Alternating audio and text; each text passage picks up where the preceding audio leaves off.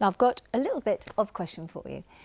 Do you think football can tackle gang culture and maybe even save young lives? Well, one man thinks it definitely can.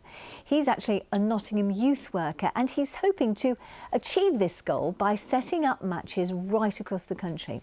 His name is Jordan Blair. He's passionate about this idea and possibly even more so because his own brother was stabbed to death. Well, today he's taken players from inner city Nottingham to challenge another team from the West Midlands.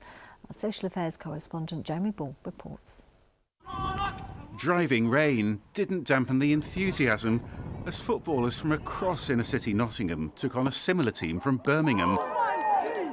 Some of these players have been in professional football clubs, some have been in criminal gangs.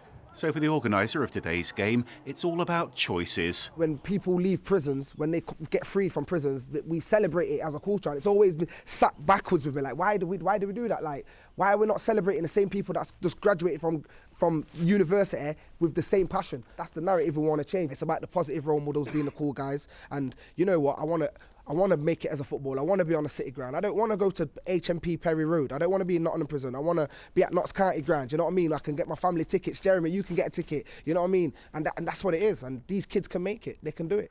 Jordan's motivated by what happened to his own teenage brother more than 20 years ago. Remy Samuels was a promising footballer, but Remy was stabbed to death outside this pub in St Anne's. It's a deprived neighbourhood where some of Jordan's teenage players live too, and where gangs still offer a lifestyle that can sound too tempting to turn down. Some guy would be like, do you want to make money? And you see all these guys with like money and like girls and like flashing cars and stuff like that. You'll be like, you think, oh yeah, I want to be like them. But with the football, they can look up to people like Raheem Sterling and all these big Premier League footballers, and instead of looking at these gang members. It helps people think about like life actually means something. Today's game was the first trip outside Nottingham for the under-21s side. Jordan arranged it after more than 200 players turned up to a local tournament. And this, he says, is just the start. We're going to travel the whole of the UK in the major cities, Manchester, Birmingham, London, Bristol. Football is life tour. Some of these young people have not even stepped out of their postcodes.